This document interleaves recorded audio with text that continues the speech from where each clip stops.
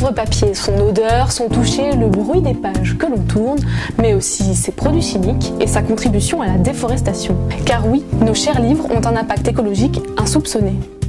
Pour le comprendre, il faut remonter tout le cycle de vie d'un livre, depuis son lecteur jusqu'à l'arbre duquel il provient. Le point de départ, c'est souvent dans un pays lointain, Chine, Indonésie ou surtout Brésil.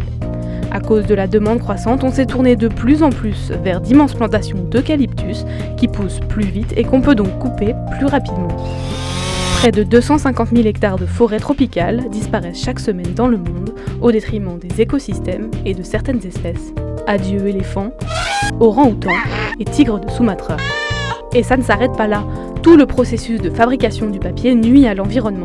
D'abord car il utilise des produits chimiques très nocifs, aube nue, gaz chloré pour rendre le papier blanc, anti-mousse, et au moment de l'impression, c'est carrément le cocktail, de l'isopropanol, toxique, aux dérivés du benzène, hautement toxique. Entre les émissions des usines de fabrication et celles dues au transport, l'industrie du livre, c'est 1% des émissions globales de gaz à effet de serre. L'industrie papetière est aussi la première industrie consommatrice d'eau et la 4e pour l'énergie. Alors rien qu'en France, chaque euro gagné par le secteur du roman a un coût environnemental et social de 75 centimes. Ne vous ruez pas pour autant sur les liseuses numériques, car même si le livre papier c'est mauvais pour l'environnement, la liseuse numérique c'est pire. Dans votre liseuse, on trouve du plastique, des matériaux chimiques nocifs, mais aussi des minerais précieux type coltan ou lithium, et l'exploitation minière est une des causes principales de la déforestation. Décidément, nos orang-outans et nos éléphants ne s'en sortiront pas. Finalement, on considère qu'un livre imprimé équivaut à émettre 1 kg de CO2 contre 250 kg pour une liseuse numérique.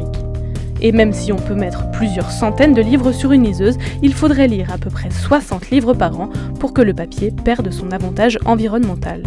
En moyenne, un Français ne lit que 16 livres par an, alors 60. Ça fait beaucoup. Alors, est-ce qu'il faut tout simplement arrêter de lire ? Eh bien, il faut surtout bien choisir ses livres, privilégier les livres issus de papier recyclé ou alors ceux issus de forêts gérées durablement. Pour les reconnaître, c'est simple, il faut suivre ces logos.